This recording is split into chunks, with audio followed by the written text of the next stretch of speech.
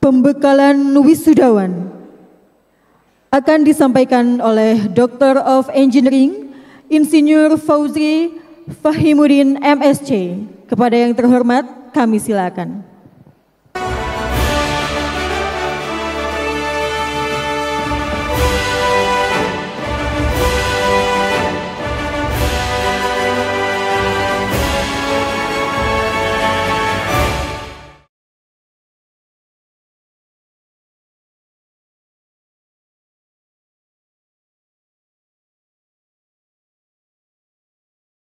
Bismillahirrahmanirrahim. Assalamualaikum warahmatullahi wabarakatuh.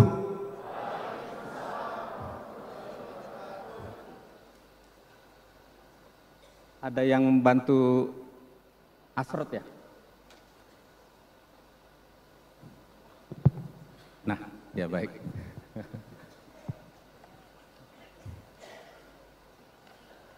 Yang saya hormati Bapak Ketua Yayasan dan seluruh jajarannya,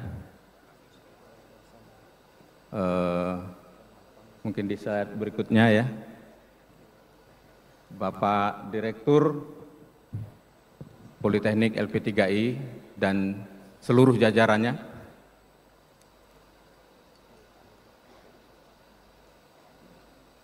para undangan yang kita sama-sama hormati, para orang tua, Bapak Ibu dosen, para wisudawan yang tentunya sangat bergembira di pagi hari ini, yang cerah ini. Pagi-pagi kita sudah diguyur hujan ya, segar sekali, walaupun sedikit agak macet akibatnya. Dan seluruh hadirin yang berbahagia.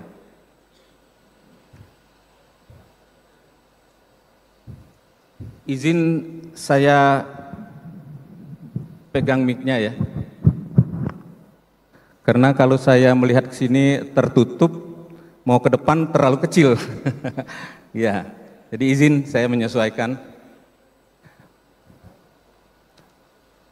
Bapak Ibu yang sangat saya hargai, mohon maaf ini gayanya seperti penyanyi jadinya, harus ke depan ya, menyesuaikan dengan kondisi. Saat yang sedang kita hadapi bersama-sama pagi ini, insya Allah ya, saat atau waktu yang bersejarah. Saya mengalami tahun-tahun seperti ini itu tahun 86 ya. 86 saya diwisuda pertama kali di kampus UI Depok. Jadi saya kuliahnya di Salemba. Waktu itu kampus UI dibangun di Depok dan wisuda pertama kali di Balairung. Alhamdulillah saya nyicipi. Jadi terasa sekali ya suasana wisuda itu Bapak Ibu. Luar biasa sekali. Pada saat itu saya berpikir sudah banyak waktu yang saya lalui, pengorbanan orang tua dan sebagainya. Apa yang harus saya lakukan berkecamuk dalam dada dan pikiran saya. Jadi posisi kita hari ini terutama untuk adik-adik ya, ini adalah posisi titik puncak dari perjalanan panjang kita. Puncak bisa beberapa kali ya. Saya sendiri mengalami puncak waktu S1 di UI. Alhamdulillah karena jadi dosen dikirim sekolah ke Denmark ya, Copenhagen. Puncak yang kedua sangat bersejarah juga waktu itu. Karena yang mewisuda saya adalah Ibu Ratu ya. Ibu Ratu dari Denmark, luar biasa. Puncak ketiga, saya diwisuda lagi Pak Ketua Yayasan di Tokyo Institute of Technology. Alhamdulillah waktu itu rektor langsung di sana kena negeri ya. Mungkin nggak ada yayasannya, juga puncak yang sangat bersejarah bagi saya. Bagi yang diwisuda hari ini, memang tentunya hari yang sangat membahagiakan. Karena telah berhasil dikejar-kejar dosen, harus memenuhi data-data yang memadai pada skripsinya atau tugas akhirnya.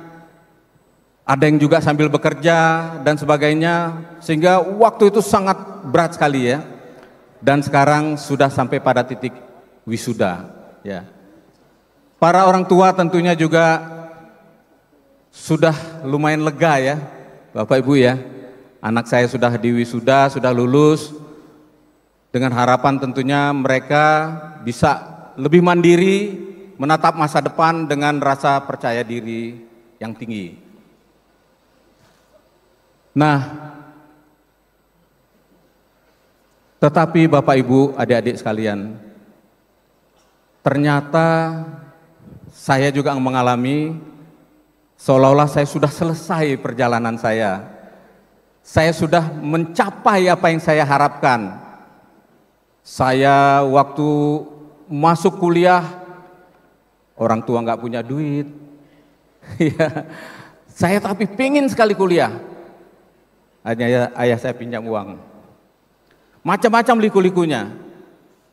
Setelah selesai kuliah rasanya alhamdulillah sudah sampai di tujuan. Akademik saya sudah saya tempuh, tapi ternyata adik-adik sekalian belum berakhir dan bahkan baru titik awal kita masuk ke dunia nyata yang penuh tantangan dan tentunya juga besar harapan yang kita tanamkan pada dada kita masing-masing. Nah ini alhamdulillah ya teman-teman dari LP3I punya topik yang menurut saya luar biasa ya, tepat sekali ya. Pada era sekarang ini memilih topik empower to innovate, luar biasa. Saya ucapkan salut ya dan hebat ya yang memilih topik ini, karena memang kita tidak boleh terlena. Mulai hari ini, mulai di ruangan ini, kita mulai berpikir, apa yang bisa saya perjuangkan, apa yang saya bisa perbuat untuk diri saya, untuk keluarga saya, untuk bangsa saya, untuk alma mater saya dan sebagainya dan sebagainya. Kita diajak untuk melihat bahwa hari ini bukanlah akhir, tetapi sebuah awal yang baru. Sebuah awal bagi adik-adik semua untuk mewujudkan ide-ide baru. Ya. Jadi adik-adik, saya ini sebetulnya bicara dengan orang-orang yang eranya adalah era adik-adik ya. Saya ini orang konvensional ya. Bidang saya teknik sipil. Nanti saya akan cerita sedikit ya pengalaman sebagai civil engineer ya. Nah, adik-adik, di samping tadi bahwa saya sudah selesai akademik, tapi bukan berarti selesai tugas saya. Adik-adik harus merasa bahwa alhamdulillah dari sekian banyak bangsa Indonesia ya, tahun 2022 dilaporkan sekitar 275 juta lebih, tapi hanya 9 jutaan yang bisa kuliah adik-adik. Tentu bermacam-macam hal yang kita hadapi, kita alami untuk sampai bisa kuliah. Pertama tentunya kita harus tes, kita lulus, kita kuliah, harus bayar dan sebagainya. Ada yang bekerja sendiri, ada yang orang tua harus bekerja keras yang malam ya. Akhirnya kita bisa kuliah, adik-adik bisa kuliah. Dan dari yang kuliah itu adik-adik, 9 jutaan itu hanya sekitar 1.400.000-an menurut laporan dari Dirjen Pendidikan Tinggi yang lulus. Jadi adik-adik ya, kalau adik-adik kenang hal seperti itu, saya pun adik-adik berada di sini karena saya pengen berbagi untuk adik-adik. Saya ingin bermanfaat bagi minimum adik-adik di sini, buat bangsa saya, buat negara saya. Karena saya bagian kecil sekali dari sekian bangsa kita yang bisa kuliah, yang bisa lulus dan dibekali dengan pengetahuan yang memadai. Biasanya kata Allah, kalau kita pandai bersyukur, kita tidak kufur nikmat, akan diberi lagi diberi lagi dengan nikmat-nikmat berikutnya. Bersyukurlah adik-adik ya. Nah adik-adik, apa sih sebetulnya empower to innovate ya? Jadi ini adik-adik ya, inovasi bukan hanya sekadar penemuan baru atau teknologi canggih. Jadi kadang-kadang kalau kita bilang inovasi, aduh teknologi apa yang harus saya buat ya? Harus ini menciptakan ini, menciptakan. Tidak ya adik-adik ya. Jadi selama adik-adik bisa melihat sesuatu masalah dan melihat dari sudut pandang adik-adik dengan pengetahuan pengalaman yang adik-adik miliki dan menemukan solusinya yang efektif, efisien, itu sudah innovate adik-adik. Innovate adik-adik. Jadi saya ini terus terangnya adik-adik ya, saya itu ayah saya tuh dagang ya di Tanah Abang, pasar Tanah Abang ya. Saya itu disekolahkan oleh ayah saya berpikir untuk apa ya? Karena ayah saya itu pendidikannya hanya SMEA ya. Alhamdulillah bisa naik haji, bisa menghajikan orang tuanya, saudara-saudara orang tuanya dan sebagainya ya. Padahal saya lulus dari kuliah, gaji saya pada saat itu 159.500 pada tahun 86. Saya bisa berbuat apa ya, untuk ongkos aja masih minta ya. Sementara ayah saya yang berdagang sudah bisa memenuhi apa yang orang banyak inginkan. Tapi dengan bekal kita kuliah, inovasi-inovasi itu insya Allah akan lebih mudah muncul ya adik-adik ya. Jadi saya lihat di kampus, teman-teman itu kan kalau setiap tahun ada yang bikin jaket ya, acara-acara bikin kaos. Wah, saya sebagai mahasiswa, jiwa dagangnya ternyata masih ada ya. Saya tanya, Pak kalau beli jaket berapa Pak? Sekian. Kalau saya jual sekian Bapak bersedia enggak? Oh boleh. Mana contohnya? Wah boleh ini. Ya alhamdulillah ya. Jadi sambil kuliah, sampai habis kuliah saya berdagang ya. Berdagang. Sambil itu juga saya bekerja di kontraktor dan sebagainya. Jadi kita tumbuhkan ya adik-adik ya. Jiwa inovasi, jiwa perubahan. Kita harus membuat sesuatu, lihat dari sudut pandang apa? Apakah dari aspek AI sekarang lagi ngetrend ya? Kita bisa berbuat apa yang positif dengan teknologi tersebut, dengan pengetahuan kita. Jadi kuncinya adalah kita menemukan solusi yang lebih baik dari apa yang sekarang dialami oleh masyarakat. Seterusnya, nah ini adik-adik. Saya ingin cerita sedikit, saya ini sebetulnya dosen, Pak Ketua Yayasan. Dosen, memang dari kuliah saya dagang, saya juga kerja di kontraktor, ya bangun jalan. Dulu terkenal proyek Muhammad Husni Tamrin di Jakarta itu ya, jalan-jalan setapak, bangun-bangun kelurahan, banyak sekali ya. Saya kerja, setelah itu saya dikirim sekolah ke Denmark ya, Copenhagen, belajar tentang teknologi jembatan. Saya pulang, disuruh lagi sekolah ke Tokyo Institute of Technology Jepang, juga tentang jembatan. Suatu hari saya menghadiri suatu seminar nasional tentang teknologi jembatan di Indonesia. Saya tunjuk tangan adik-adik. Jadi karena ada jiwa sesuatu ingin menyampaikan sesuatu dari sudut pandang saya tampil di sana dan dikenang orang. Akhirnya saya diundang oleh pihak otorita yang membangun jembatan Suramadu. Pak Fauzri, bisa bantu saya? Oh siap. Kebetulan waktu itu saya wakil direktur 1 di Politeknik UI. Siap, nanti saya carikan alumni yang sesuai dengan spek yang Bapak butuhkan. Oh bukan, saya minta Bapak. Loh nggak bisa, saya ini wakil direktur, jadi gimana saya mengatur waktunya? Oh enggak Pak, Bapak bisa atur waktunya.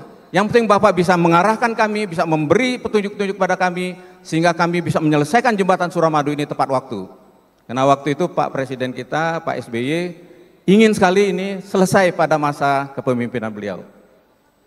Akhirnya saya izin nama direktur saya, Pak Direktur, saya diundang untuk jadi salah satu pelaku di Suramadu, direktur saya Pak Ketua, langsung bilang, berangkat kamu. Ya Allah, loh gimana Pak, saya kan wakil direktur Bapak. Fauzri, kalau wakil direktur, insya Allah besok saya bisa cari pengganti kamu. Tapi yang gantikan kamu di Suramadu nggak ada Fauzri. Makanya kamu sampai diminta. Masya Allah, saya bilang, direktur saya memang futuristik ya. Itulah inovasi-inovasi seorang direktur seperti ini juga kita perlukan. Kalau dia kaku, Fauzri, kamu ini yang benar aja. Kamu kan wakil direktur, kok pakai nanya? Nggak usah nanya, saya pasti nggak saya izinkan. Malah dia bilang, berangkat kamu Fauzri. Luar biasa ya. Kita perlu orang-orang yang inovatif seperti ini. Karena dia berpikir simple. Kalau wakil direktur insya Allah, mungkin 2 atau 3 besok saya panggil, ada yang daftar Pak Fauzri katanya. Akhirnya saya berangkat ke Suramadu. Saya bertanggung jawab pada bentang tengah ya, bentang tengah yang diantara 2 pilon itu. Nah ini saya datang lagi ke sana pada saat perawatan ya, perawatan. Jadi jembatannya udah selesai, saya berangkat ke sana. Dan memang waktu itu yang memiliki kompetensi bridge engineer ya, apalagi doktor di bidang teknik jembatan itu sedikit sekali Bapak Ibu, adik-adik sekalian. Jadi saya waktu itu mencoba membuat terobosan juga. Waktu saya kuliah di UI, itu dosen saya memang orang teknik sipil, tapi dia bukan spesialis jembatan. Sehingga pengetahuan saya di bidang teknik jembatan terasa jauh sekali tertinggal waktu saya pergi ke Denmark, apalagi waktu saya ke Jepang. Nah sehingga alhamdulillah saya dengan catatan itu, waktu seminar itu saya nunjuk tangan, saya dikenang, dicatat nama saya, jadilah jembatan ini. Sekitar tahun 2009. Alhamdulillah saya hadir lagi di sana sekitar tahun 2011, jembatannya masih berdiri megah, dan kemarin gempa saya dakdikduk ya Pak Ketua.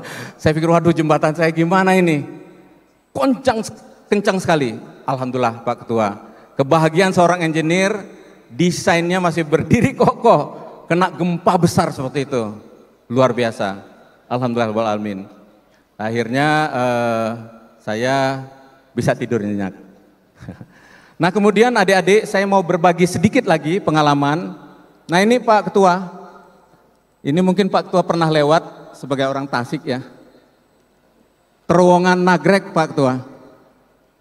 Alhamdulillah saya dipercaya sebagai perencananya Pak. Mudah-mudahan berkenan Bapak bolak-balik di sana.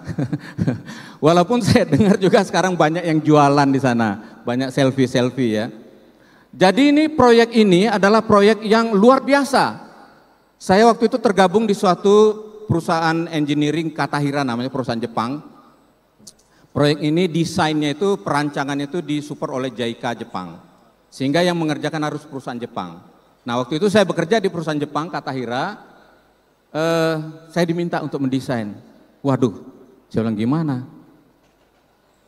Akhirnya dikasih data-datanya, kita harus selesai pokoknya pada Lebaran tahun 2010 kalau nggak salah. Biayanya ternyata sudah sangat tipis. Wah, tambah berat lagi tantangan saya. Akhirnya saya bikin begini Bapak Ibu, jembatannya terowongannya itu saya pangkas aja bukit di situ dengan saya pasang seat pile di kanan kirinya. Udah tuh saya kasih balok-balok, kami maksudnya bukan saya sendiri ya, kami kasih balok-balok, ternyata banyak yang kagum. Desainnya sangat unik ya. Apalagi pada saat siang hari ada cahaya yang memantul ke dinding itu menjadi seolah-olah ukiran Pak Ketua. Jadi tambah cantik ya, saya bangga sekali. Walaupun tadi ada yang mengeluh sama saya, waduh Pak jadi macet Pak, ada yang jualan, ada motor berhenti dan sebagainya. Ya untuk itu saya mohon maaf ya, karena waktu itu kami memutuskan daerah pengamannya itu ada sekitar 2,5 meter. Maksudnya itu kalau ada truk yang mogok, bisa diperbaiki di sana, minggir tidak ganggu. Ternyata ganggu karena ada yang jualan ya. Ya mohon maaf untuk itu. Tadinya itu tanjakan ya, 20 derajat, banyak truk-truk yang mogok, malah mundur. Kalau sudah mogok satu, udah ceritanya panjang sekali macetnya. Nah sekarang hanya 7 derajat paling tinggi, 2 derajat 727. Jadi relatif nyaman insya Allah ya. Karena kalau mau 2 derajat semua, saya harus bikin terowongan penuh. Inilah kira-kira sedikit pengalaman adik-adik ya.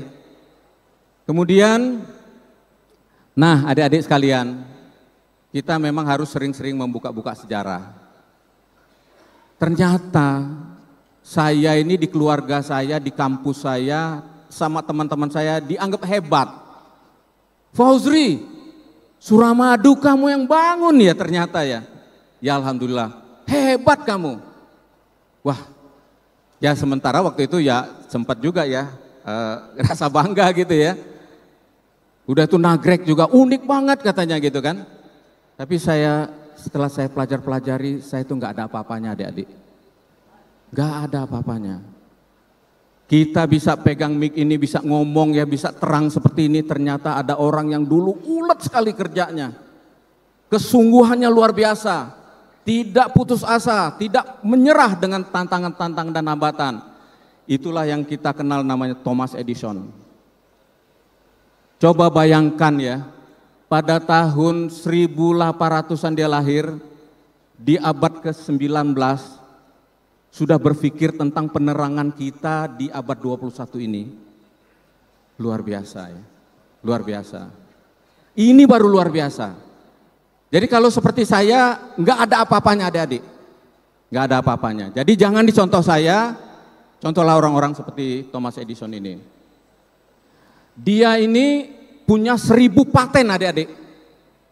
Yang sudah nggak ada pada pada abad ke-20 ya, beliau sudah almarhum. Ternyata pada saat itu patennya sudah 1000-an lebih. Paten itu artinya apa? Karya dia yang monumental, yang diakui oleh dunia. Jadi anak cucunya insya Allah masih menikmati ya hasil kerja beliau. Kita pun menikmati, memanfaatkan ya. Kalau anak cucunya mungkin memanfaatkan royaltinya ya. Luar biasa sekali. Nah terus,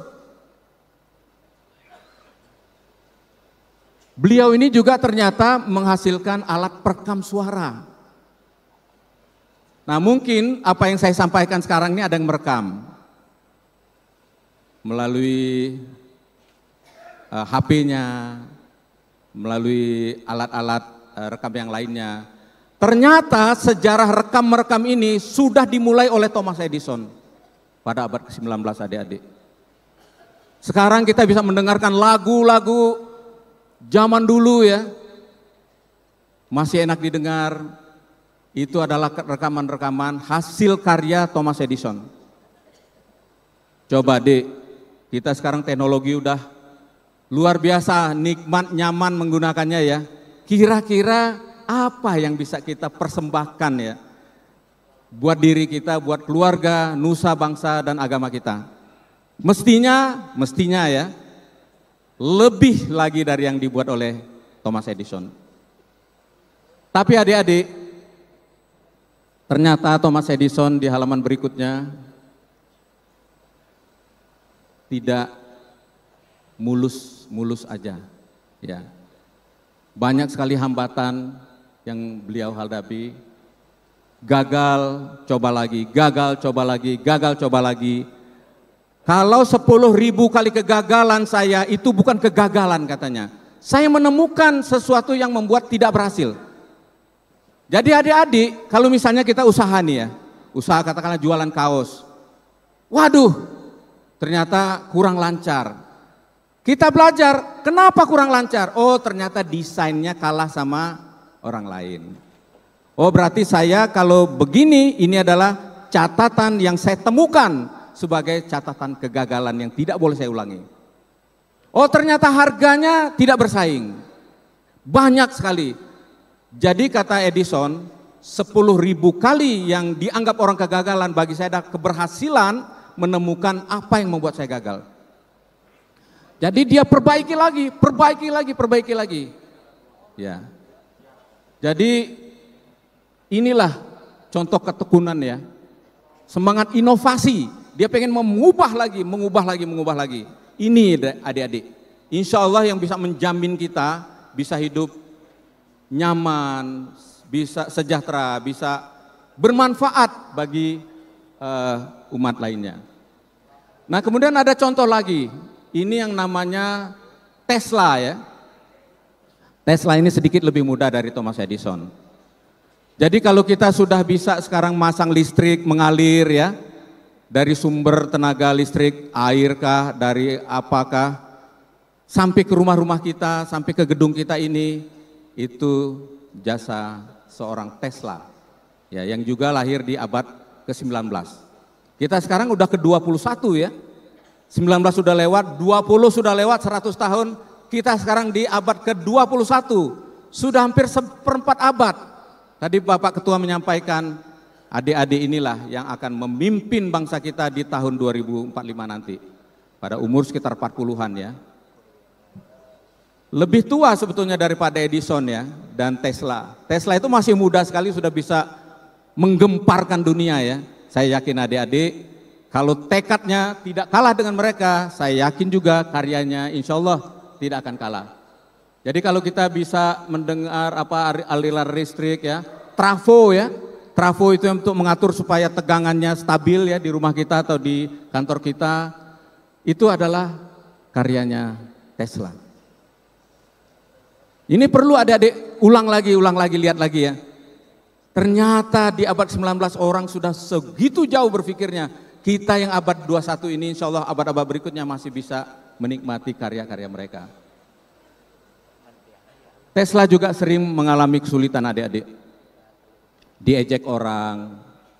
Ah, kamu aneh-aneh aja. Berpikir yang enggak-enggak. Bikin susah aja kayaknya. Jadi orang enggak peduli. Boro-boro bantu dana ya.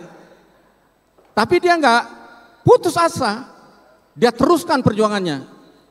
Sampai hari ini kita betul-betul menikmati hasil karyanya. Dan berdampak besar sekali terhadap perekonomian dan segala aspek kehidupan kita sekarang ini. Kemudian, nah ini sudah mulai generasinya adik-adik ini.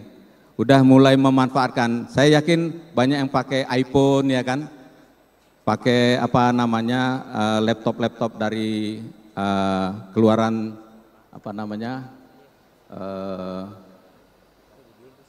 Apple ya, hampir lupa. Tadi saya nyari-nyari Apple nggak ketemu jadi lupa Apple-nya. Jadi luar biasa ya. Nah ternyata Steve Jobs ini juga tidak ringan perjuangannya adik-adik. Dia ya istilahnya bentrok lah sama perusahaannya, sama teman-temannya ya. Karena dia punya pendapat itu agak berbeda dengan yang sekarang berkembang pada saat itu. Jadi dianggap, wah kamu keras kepala ya, mempertahankan pendapat kamu yang nggak logis menurut orang-orang lain ya. Ya sempat berhenti, masuk lagi, akhirnya dia menemukan yang sekarang kita, ini kalau nggak salah sudah sampai iPhone 16 ya, yang sekarang juga dipermasalahkan masuk untuk Indonesia ya. Jadi luar biasa, kita bisa bekerja di iPhone kita, bisa berkomunikasi, bisa melihat dunia dan sebagainya ya. Itu Steve Jobs yang sudah masuk ke era abad ke-21. Tapi kita tidak berhenti di Steve Jobs adik-adik. Ada lagi yang menginspirasi kita yaitu Elon Musk. Masih kelihatan muda sekali ya. Tapi dia udah berpikir bukan di bumi lagi. Dia sudah bicara planet lain adik-adik. Bayangkan. Kita ya, jangankan planet lain ya, di bumi aja masalahnya udah banyak banget ya. Di Bandung aja udah banyak masalah kita. Tapi seorang Elon Musk, dia pikir suatu hari bumi ini akan padat sekali dan kita bergerak udah susah, mungkin kita perlu hidup di planet lain. Dan apa yang bisa kita manfaatkan dari planet lain? Sudah seperti itu adik-adik. Seorang relatif muda ya menurut saya ya. Kelihatannya juga ya jelas lebih muda dari saya, sudah berpikir sangat jauh sekali. Kenapa adik-adik tidak terinspirasi? Apakah dia hebat? Kita emang tidak hebat. Kita juga hebat.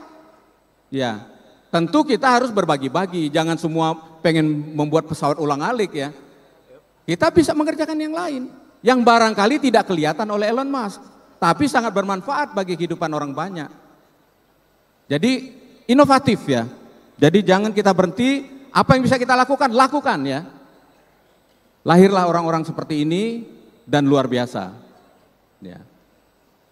Tetapi Elon Musk juga tidak enak-enak begitu saja.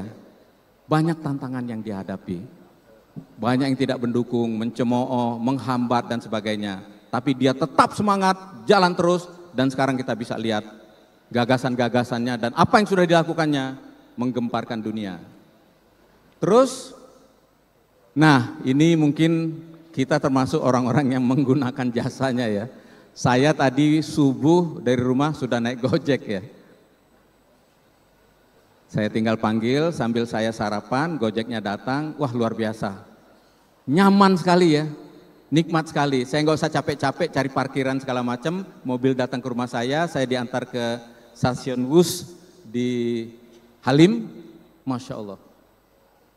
Ternyata itu adalah karya anak bangsa kita yang bernama Nadiem Anwar Makarim yang belum lama ini menyelesaikan tugasnya sebagai Menteri Pendidikan dan Kebudayaan serta Teknologi di Indonesia. Masih muda sekali adik-adik, ya. Kemana-mana juga pakai kaos oblong seperti ini ya. Seperti Elon Musk juga waktu ketemu Pak Jokowi juga pakai t-shirt aja ya, karena dia tuh santai ya gitu, nggak mau terlalu terbelit-belit dengan hal-hal yang tidak perlu gitu ya. Walaupun kadang-kadang ya dari kacamata kami yang udah tua ini, loh kok ketemu Pak Presiden pakai kaos t-shirt gitu ya, ya kurang enak ya. Ya tapi bagi dia bukan bermaksud merendahkan, memang kehidupannya seperti itu ya. Yang mungkin perlu kita share-share juga nanti, ya kalau pakai kemeja atau batik itu kan lebih mantap ya. Ternyata Gojek ini dikembangkan oleh seorang muda yang bernama Nadiem Makarim. Dia juga hidupnya bukan mulus-mulus saja adik-adik. Pernah juga jadi pengangguran dia adik-adik. Tapi sekarang dia bisa memberikan pekerjaan pada ribuan pengangguran. Ya, jadi luar biasa. Jadi kita kadang-kadang lihat orang pengangguran langsung mencemooh, ah kamu bisa apa, kamu nganggur aja bikin rame di bumi aja gitu ya. Lebih bagus kamu keluar bumi aja. Nggak boleh begitu ya. Ternyata seorang pengangguran dia kepalanya berpikir, dia pengen membuat suatu inovasi dan luar biasa. Sampai hari ini pun saya termasuk yang menikmati karya beliau ya. Dan terjangkau ya kan? Kita seolah-olah punya mobil sendiri, kita bisa mencapai tujuan kita, luar biasa. Nah masih banyak lagi adik-adik. Kalau ada adik rajin sekarang ya, kalau zaman saya, zaman Pak Ketua Yayasan dulu masih kecil ya, itu mau nyari informasi susah sekali ya. Baca koran juga, korannya sudah nggak kuat beli ya kan dan sebagainya. Sekarang tinggal klik. Adik-adik akan dapat informasi yang sangat berharga dan bermanfaat buat masa depan adik-adik serta orang lain ya. Jadi kalau kita bicara Bob Sadino sampai Sandiaga Uno, Ferry Unardi, adik-adik bisa dapatkan ya. Siapa mereka dan bagaimana perjuangan mereka ya. Ini kebetulan yang tadi itu Khairul Tanjung, itu teman saya waktu kuliah, dia ketua senat di Fakultas Kedokteran Gigi. Saya dulu komandan Menwa di UI ya kan, jadi sering ketemu. Nah Khairul Tanjung ini ketemu sama saya jualan buku bekas adik-adik. Bukan jualan buku di toko buku seperti Gramedia, bukan. Jualan buku di persimpangan Kramat sana, di Pasar Senen, seorang Khairul Tanjung. Dia nggak malu-malu karena memang dia membutuhkan uang untuk sekolah. Tapi siapa yang nggak kenal sekarang? Dengan Trans Studio, ya kan, Transmart dan sebagainya, TV, Trans TV dan sebagainya, itu adalah yang punya Khairul Tanjung. Termasuk orang terkaya di Indonesia. Mungkin kesekian di dunia ya. Jadi adik-adik, semangati diri kita dengan pengalaman-pengalaman mereka ya.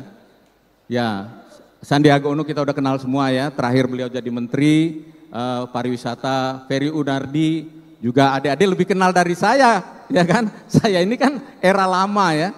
Ini dunianya adik-adik. Nggak perlu saya jelaskan.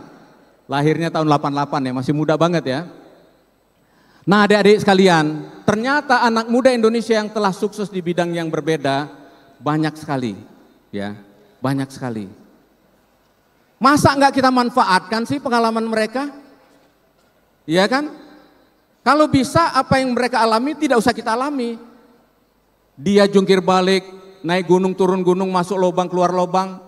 Kita pelajari kenapa dia dulu seperti itu. Kita pelajari formula-formula keberhasilannya. Sehingga adik-adik untuk mencapai sukses bisa lebih cepat lagi, bisa lebih mudah lagi. Ya, seperti saya ya. Saya terus terang aja adik-adik, saya tuh betul-betul bukan contoh yang bagus. Saya dapat gelar doktor saya itu umur 40 adik-adik. Waktu saya wisuda di Tokyo Institute of Technology itu, tetangga saya 26 tahun, 25, 27. Saya bangga bisa selesai sekolah S3 ya kan. Tapi ternyata ya Allah waktu wisuda, saya ini udah terlambat ya. Tapi adik-adik saya juga tidak kecewa karena saya pulang ke Indonesia, saya kembali mengajar di UI dan di Politeknik. Teman-teman saya umur 50 baru sekolah. Jadi dunia ini sangat dinamis adik-adik. Jadi nggak usah kita sesali apa yang kita alami, yang kita miliki, kita maju terus ya. Ada Ria Ricis, nggak usah saya ceritain lah ya kan, adik-adik yang lebih paham apa karya-karyanya, ya influencer yang sangat terkenal sekali dan kaya raya sekarang. Kemudian Atta Halilintar ya, siapa nggak kenal? Jangan-jangan follower mereka semua yang ada di sini. Ya, luar biasa adik-adik, masih muda banget. Saya sebagai orang yang sudah cukup berumur ya, kuliah udah semua bangku kuliah saya makan adik-adik. Bangku kuliah S1, S2, S3. Ternyata kalau kita lihat dari segi keirian saya iri sama dia. Kok bisa anak muda sehebat itu ya, kaya raya seperti itu. Saya udah sekolah kemana-mana, kok begini-begini aja. Itulah yang tidak boleh. Saya harus bersyukur dan saya bisa ceritakan pada adik-adik kenapa saya seperti ini. Karena saya memilih profesi saya sebagai dosen. Saya bukan orang yang mencari uang. Saya mencari ilmu dan membagikan ilmu itu kepada anak-anak didik saya. Negara memanggil saya untuk membangun Suramadu, siap saya laksanakan. Alhamdulillah selesai. Terowongan Nagrek, siap saya laksanakan. Ya kan? Jadi Pak Ketua Yayasan kalau pulang ke Tasik bisa lewat terowongan saya. Ya alhamdulillah kalau misalnya ini, tapi mohon maaf banyak yang selfie-selfie dan jualan di sana ya. Ada Anya Geraldine.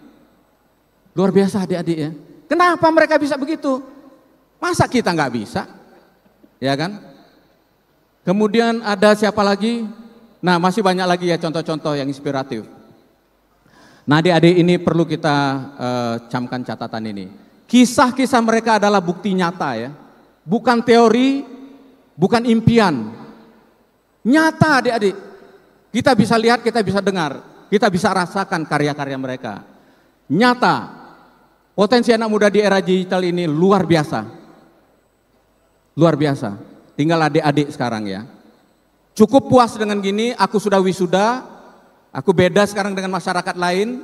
Jangan panggil aku nama aja, kamu pakai gelar aku dong, ya kan, dan sebagainya. Tapi nggak berbuat apa-apa, percuma adik-adik ya. Nggak dipanggil gelar nggak apa-apa, tapi orang bilang, ini lulusan mana ya? Kita masyarakat yang bertetangga dengan dia merasa sekali pemikirannya, apa yang dia lakukan, bagus sekali bisa kita contoh dan kita lakukan juga. Kemudian adik-adik, kita tentu bersyukur sekali. Bapak-bapak kita, ketua yayasan kita, memikirkan bagaimana pengembangan Politeknik LP3I ini yang sangat luar biasa sekali. Sangat luar biasa sekali. Saya baru mengenal mereka ya akhir-akhir ini ya. Saya lihat semangat mereka untuk mengembangkan LP3I sangat perlu kita acungkan jempol. Dari dulu zaman pandemi ya, semua mengalami kesulitan. Politeknik LP3I tetap survive ya. Sekarang ini bisa mewisuda, kalau nggak salah sebagian juga sempat ngalami lah zaman kesulitan pandemi. Tapi adik-adik bisa diantarkan oleh LP3I sampai ke jenjang ini ya. Telah memberikan kontribusi besar kepada hidup adik. Dan tentunya pengetahuan dan pengalaman baik teori maupun praktek yang disampaikan itu adalah modal dasar minimum ya adik-adik ya. Nggak mungkin semua ilmu itu disampaikan. Ilmunya Bob Sadino, ilmunya Sandiaga Uno, ilmunya Atta Halilintar disampaikan di kelas, nggak mungkin. Jadi adik-adik dengan semangat ini, kejar itu semua. Tinggal nanti kita cari bentuk kita, saya cocoknya di mana. Kalau saya memang sudah di bidang teknik sipil ya. Jadi kalau misalnya saya waktu itu diminta untuk memimpin proyek jalan tol di Surabaya, siap laksanakan. Yang penting pimpinan saya ngasih izin. Oke Fauzri, kamu 2 hari harus ada di kampus. 3 hari silahkan kamu di lapangan. Siap laksanakan gitu ya. Jadi ya kita kerjakan dengan sungguh-sungguh. Nah kemudian adik-adik, di halaman berikutnya ada beberapa pesan saya untuk adik-adik ya. Ini kelihatannya waktunya udah kelebihan ya. Kalau saya itu memang suruh ngomong suka nggak ingat waktu Bapak Ibu. Mohon maaf ya adik-adik ya. Saya itu dulu komandan Menwa ya, jadi memang sering ngomong di depan ya. Habis komandan Menwa saya jadi ketua umum kelompok studi mahasiswa di UI ya. Jadi bicara tentang ya politik, sosial, budaya, ya macam-macam ya. Jadi memang dilatih untuk ngomong. Jadi mohon maaf ini yang minta saya ngomong ini, jadi nggak ada remnya ini. Tapi udah mulai ngerem-ngerem dikit. Ya. Jadi hari ini adik-adik adalah para lulusan yang siap menghadapi dunia kerja, dunia nyata adik-adik ya. Sehingga adik-adik harus mulai menata diri, berpikir, dan jangan juga terlalu lama berpikir, ya. Harus ada action. Jadi kata Bob Sadino, nggak ada gunanya kita punya ide macam-macam, ditulis di kertas itu habis rim-riman, tapi nggak ada yang dilakukan, nggak ada gunanya. Lebih bagus kita ada ide lakukan, seandainya belum berhasil, tadi kan Edison udah 10.000 kali gagal, sekarang kita bisa menikmati terangnya dunia ini. Jadi kalau adik-adik belum sampai 10.000 gagal, masih kalah dengan Thomas Edison. Jadi ada ide bagus, laksanakan. Nggak bisa sendiri, ajak teman, ya. Diskusikan dengan dosen, dengan alumni, ya, dengan teman satu angkatan. Bila perlu sama junior kita, ya. Nah yang kedua adik-adik, kita dalam memperoleh peluang itu rasanya ya nggak ada yang nggak ada tantangan ya, selalu aja ada. Ini cerita dikit nih adik-adik ya. Dulu saya waktu pulang dari Denmark ya, saya udah umur 30-an. Pengen sekali punya istri ya, pengen sekali punya istri. Rasanya itu kalau hidup sendiri itu kurang lengkap gitu ya. Pengen sekali, tanya sama teman-teman saya, ada kenalin dong gini-gini kan. Setelah dapat istri, waduh, pergi harus izin, di mana harus lapor gitu kan. Waduh punya istri ternyata repot juga ya. Tapi bukan repot, karena dia sayang sama kita sayang sama dia, wajar lah ya kan. Kalau kita lihat dari aspek, wah harus telepon, kadang-kadang lagi mimpin rapat, klik, waduh istri saya ngontak lagi ini. Ya itulah dinamika kehidupan adik-adik ya. Jadi kita raih sesuatu, kita capai sesuatu, kita jalankan sesuatu, ada sesuatu, kita nikmati, kita syukuri. Jangan dijadikan penghambat malah kita putus asa, ya udahlah saya nggak mau pulang dah, istri saya rewel banget, nggak boleh gitu. Ya kita manfaatkan hal-hal yang positif untuk hal-hal positif lainnya. Terus untuk pesan ketiga adik-adik, sebagai generasi muda di zaman ini adik-adik bisa mengakses ya semua informasi dalam genggaman adik-adik. Dulu saya waktu saya kuliah, saya ini kuliah jangan-jangan orang tuanya belum lahir ya. Saya tuh masuk UI tahun 78 adik-adik, 1978 ya. Udah tua sekali saya ini ya. Ya tapi nggak apa-apa, ketemu adik-adik jadi semangat saya. Jadi tuh saya dulu kalau menggambar ya, menggambar misalnya bangunan gedung atau jembatan itu di kertas kalkir, pakai rapido namanya. Itu kalau salah, buang kertasnya, gambar lagi dari nol. Sudah 50% salah, buang lagi. Sudah 99% salah, dikerok-kerok sampai bolong, dibuang lagi. Jadi untuk menggambar satu itu, Masya Allah, luar biasa ya perjuangannya ya. Kalau sekarang enggak, kita pakai AutoCAD, cek, kurang dibagusin ini baru di print. Ya, paling-paling 2 kali print udah final. Nyaman banget adik-adik. Tetapi adik-adik, nah ini saya ingin catat ya, saya sebagai bridge engineer, orang yang banyak belajar di bidang teknik jembatan, saya sedih sekali waktu jembatan Kutai Kertanegara kita ambruk di Kalimantan. Dia meniru model San Francisco ya, Golden Gate, yang didirikan abad ke-19 adik-adik. Abad ke-19, saya aja kuliah di abad ke-20, yaitu tahun 1978 itu, sudah rasanya susah banget kuliah ya, gambar dibuang. Gimana pada abad ke-19 itu ya? Jangan-jangan nggak ada kertas gambar ya? Gambarnya mungkin di lantai atau di kertas, di daun atau di mana? Jadilah jembatan seperti Golden Gate di San Francisco. Sekarang masih berdiri megah adik-adik. Jembatan kita didirikan tahun 2000-an, ambruk juga di tahun 2000-an. Ini pelajaran mahal buat kita adik-adik. Saya tidak menyalahkan siapa-siapa, kita ambil pelajaran di sini, kita mungkin kurang bersungguh-sungguh. Masa sih orang zaman sulit menggambar aja susah, kita sekarang sudah mudah, tapi karyanya kok tidak lebih baik sih dari yang dulu. Itu jadikan cambuk adik-adik. Kita harus bisa lebih bagus, tidak perlu yang gede-gede dulu, yang kecil pun oke. Kalau mau usaha kaos dulu nggak apa-apa, kuliner nggak apa-apa. Saya dulu jualan es mambo adik-adik ya, ya lumayan. Saya untung sedikit bisa ya beli sepatu ya kan, bangga ya. Aku mau beli sepatu ya, ntar dulu ayah belum ada uang, aku ada ya tabungan jualan es mambo. Luar biasa adik-adik. Kita kerja sungguh-sungguh berkeringat, kena panas dan sebagainya, hasil karya kita itu betul-betul nikmat ya adik-adik ya. Tapi untuk mewujudkan itu tidak mudah adik-adik ya, banyak tantangan. Inilah musuh kita. Seperti tadi subuh saya bilang ke Bapak pimpinan kita, Pak ternyata kereta pertama itu jam 6.40. Kira-kira saya nyampe nggak Pak di sana Pak? Insya Allah Pak, berangkat aja bismillah. Bismillahirrahmanirrahim saya berangkat. Alhamdulillah, walaupun Pak Ketua Yayasan sudah memberi sambutan, saya dengan malu ya, saya terlambat datang. Kalau beliau tahu saya komandan menwah, komandan menwah kok terlambat jadwal keretanya Pak Ketua. Jadi saya udah mau berangkat jam 5 tapi nggak ada. Ya apa boleh buat ya, yang penting kita jujur. Pak Ketua juga memaklumi lah, mau berangkat jam 5 gimana, keretanya belum ada. Ya, tapi kalau kita jaga gengsi, oh Pak saya bukan apa-apa Pak begini, nah, malah memperpanjang masalah ya. Jadi adik-adik sebagai penutup, insya Allah tidak ada yang marah ya, ini waktunya panjang sekali. Saya ingin mengajak kita semua untuk selalu bersemangat ya. Kalau ada adik lihat saya di umur 65 ini, insya Allah lumayan ya, masih semangat ya.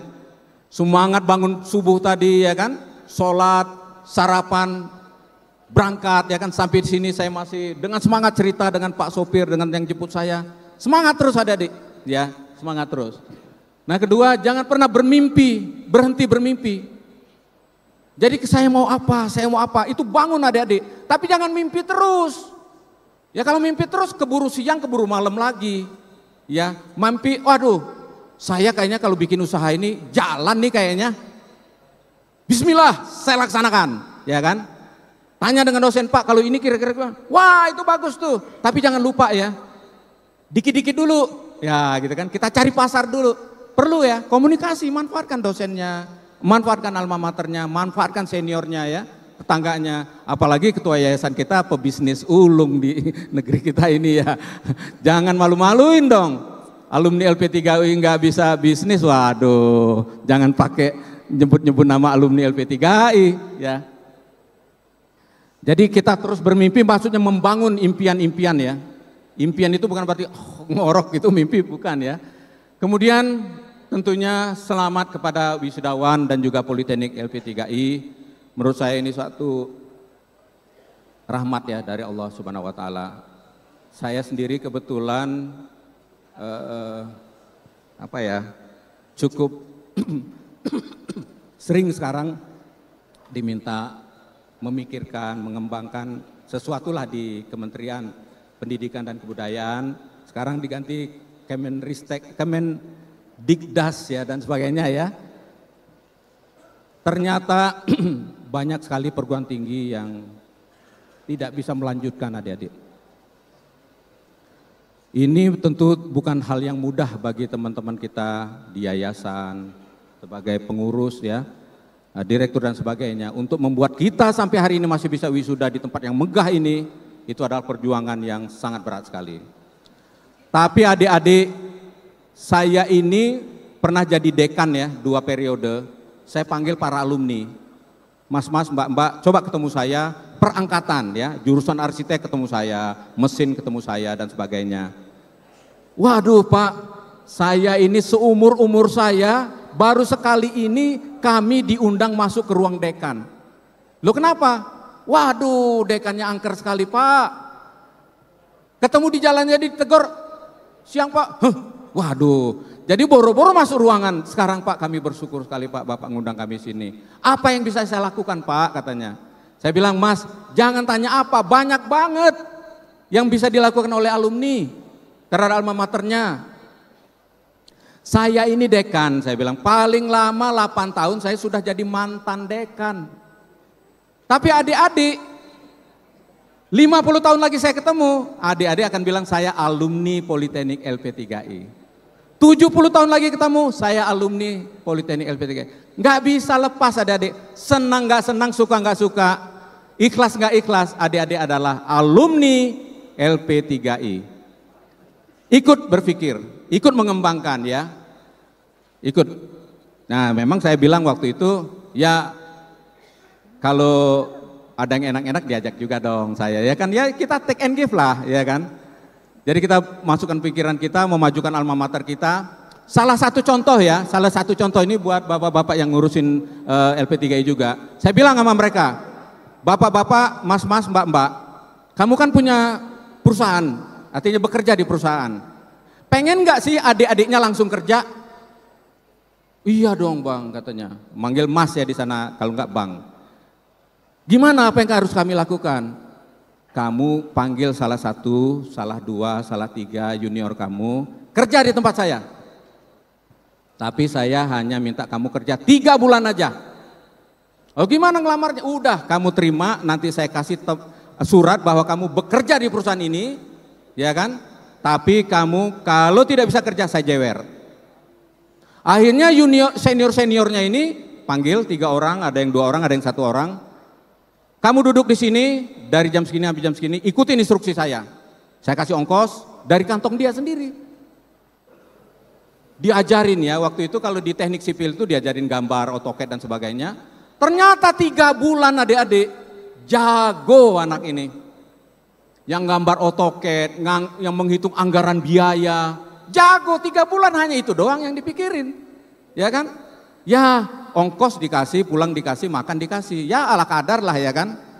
Setelah 3 bulan bang, sesuai janji abang, aku terima kasih sekali. Aku sekarang sudah berani bang bekerja. Maksud kamu apa? Aku mau ngelamar. Jangan dik. Lo kenapa bang? Kamu mau saya pakai terus. Saya udah bilang sama bos saya, kamu kerjanya bagus. Kamu saya jadikan dosen tetap, karyawan tetap. Kamu kerja di sini sama saya. Masya Allah. Ya. Luar biasa. Ternyata ya sekarang saya cari alumni udah susah. Suatu hari saya punya proyek ya. Saya bilang ke ketua jurusan, Pak cariin dong saya alumni yang udah bisa ini nih. Aduh Pak Dekan, mohon maaf Pak Dekan. Kenapa? Nggak ada yang nganggur Pak, kerja semua Pak. Loh gimana kok ini saya minta 3 orang aja, masa nggak ada sih? Mantan dekan gak dihargai sama sekali. Bukan gitu Pak, ini gara-gara Bapak juga. Anak-anak direkrut semua oleh alumninya, seniornya. Sekarang udah bisa kerja semua, nggak boleh keluar Pak. Ya alhamdulillah saya ikut senang ya kan. Ya terpaksa cari alumni lainnya, nggak apa-apa, seneng juga sih ya kan. Jadi gitu adik-adik, kita inovasi aja. Apa yang bisa kita lakukan ya adik-adik ya.